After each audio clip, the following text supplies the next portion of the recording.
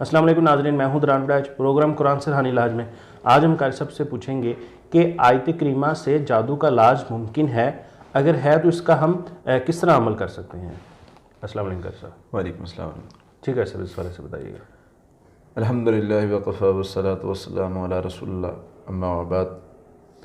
عدنان بھائی، قرآن پاک میں حضرت یونس علیہ السلام کی دعا ہے یہ، جس کو لوگوں نے آیت کریمہ کا نام دیا ہے جی، اور اس کو آیت کریمہ کے نام سے کہا جاتا ہے لا الہ الا انت سبحانک انی کنت من الظالمین۔ یہ دعا جو ہے یہ بڑی اہم دعا ہے۔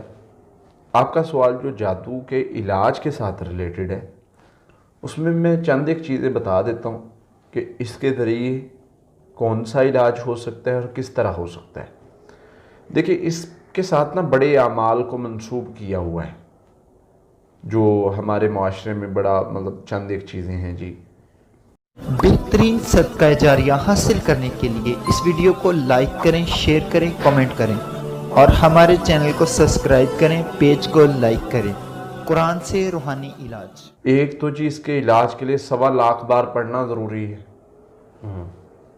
دوسرا جی، اس کے علاج میں آپ نے جب یہ پڑھنا ہے تو آپ کے سفید کپڑے پہنے ہونے لازمی ہیں۔ لوگوں نے یہ منسوخ کی، لوگوں نے یہ بنائی ہوئی ہیں باتیں۔ پھر جی آپ کو چھت پر بیٹھنا لازمی ہے، یا پانی میں پڑھیں، یا کچھ مختلف شرطیں لگائی۔ یاد رکھیں، دین نے فرائض کے علاوہ دوسرے نوافل اور ان معاملات میں شرطیں نہیں لگائیں۔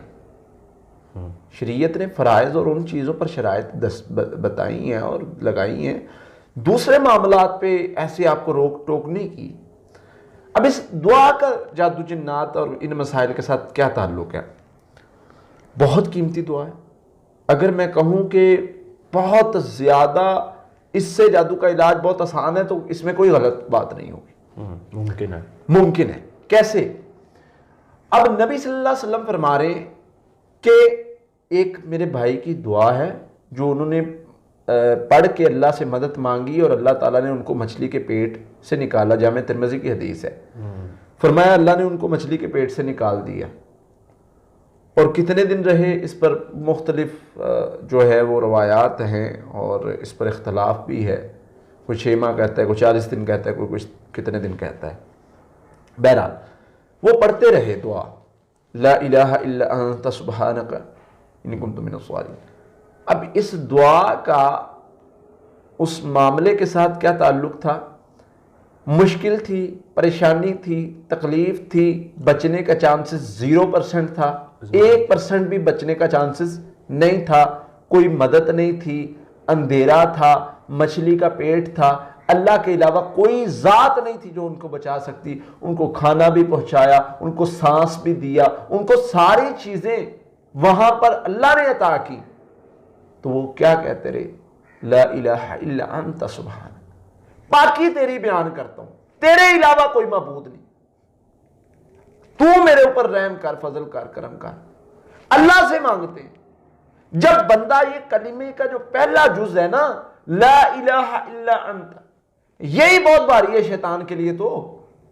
اور اس میں جو شرطیں بنائی ہوئی ہیں، 1.25 لاکھ پڑھو، یہ گرم وظیفہ ہوتا ہے، یہ ہوتا ہے، وہ ہوتا ہے، بنائی ہوئی باتیں ہیں، اجازت لیے بغیر نہیں پڑھنا۔ قرآن کہتا ہے کثرت کے ساتھ پڑھو۔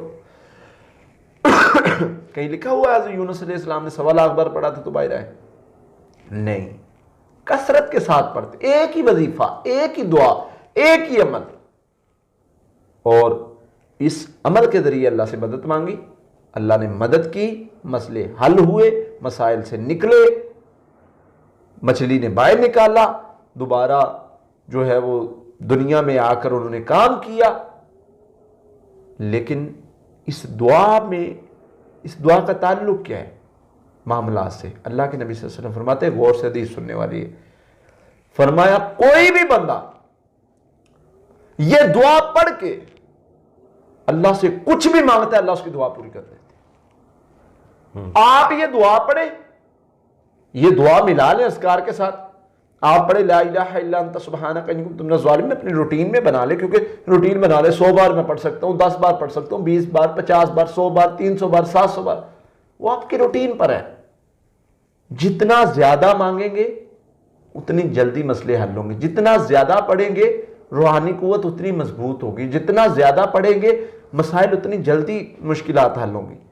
یہ تو ایک طریقہ ہے نا۔ بالکل۔ اور جتنی توجہ کے ساتھ، محبت کے ساتھ، عقیدت کے ساتھ پڑھیں گے، اور پڑھنے کے بعد جب بندہ یہ کہتا رہتا ہے تو حدیث کہتی ہے کہ اس کی دعا قبول ہو جاتی ہے، جب پڑھنے کے بعد دعا مانگتا ہے۔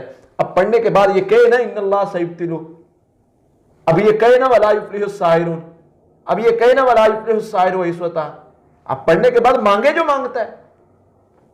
یہ پڑھنے کے بعد آپ کہیں اللہ سے، اللہ میرے خلاف جادوگروں کی فوج کھڑی ہے، جنوں کے قبیلے کھڑے ہیں، اللہ مجھے للکار رہے ہیں، میں تیرا جو ہے وہ عاجز بندہ ہوں، گناہ گار بندہ ہوں، میں تیرے سامنے بیٹھا ہوں، تو مجھے اس جادو جنات کے مسائل سے نجات دے۔ یقین کریں یہ دعا پڑھنے کے بعد بندہ یہ دعا کر لے، اللہ تعالیٰ نجات دے دیں گے۔ ساتھ میں حفاظتی پڑھائی کر پڑھے، سورہ فاتحہ ہے، آیات الکرسی ہے، سورۃ البقرہ کی آخری 2 آیات ہیں، آخری 3 کل، ساتھ یہ دعا پڑھے، اور جادو سے پناہ مانگے، جنات کے شر سے پناہ مانگے اللہ سے۔ جب یہ دعا پڑھنے کے بعد حدیث میں آتا ہے، نبی صلی اللہ علیہ وسلم نے فرمایا کہ یہ دعا میں اللہ نے اتنی خیر رکھی ہے، اتنی خیر رکھی ہے، جو کچھ بھی مانگے اللہ پورا کر دیتے۔ اور پھر اسی طرح قرآن پاک کی کچھ آیات کا مفہوم ہے کہ اگر حضرت یونس ان دعاؤں کے ذریعے اللہ سے مدد نہ مانگتے تو ہو سکتا تھا قیامت کے دن اللہ تعالیٰ انہیں وہی رکھتا۔ یعنی اتنی خیر اللہ نے دکھائی ان دعاؤں میں، تو ان دعاؤں کے ذریعے اللہ سے مدد مانگنی چاہیے۔ بالکل۔ کوئی بھی آپ کا مسئلہ ہے آپ اللہ کے سامنے رکھیں، پورا ہوگا، حل ہوگا مسئلہ۔ تو یہ ایک طریقہ ہے، کچھ چیزیں ہیں جن کے ذریعے اللہ سے مدد مانگی جا سکتی ہے، اور اللہ تعالیٰ کی مدد بندے کے ساتھ ضرور آتی ہے۔ تو یہ جادو جنات کے علاج میں بالکل آپ پڑھ سکتے ہیں، اس سے آپ کو فائدہ ہوگا، آپ کے مسئلے حل ہوں گے انشاءاللہ۔ بہت شکریہ قاری صاحب۔ جی ناظرین، اگلے پروگرام میں پھر حاضر ہوں گے، تب تک کے لیے اللہ حافظ۔ بہترین صدقہ جاریہ حاصل کرنے کے لیے اس ویڈیو کو لائک کریں، شیئر کریں، کمنٹ کریں، اور ہمارے چینل کو سبسکرائب کریں، پیج کو لائک کریں۔ قرآن سے روحانی علاج۔ قاتلوهم يعذبهم الله بأيديكم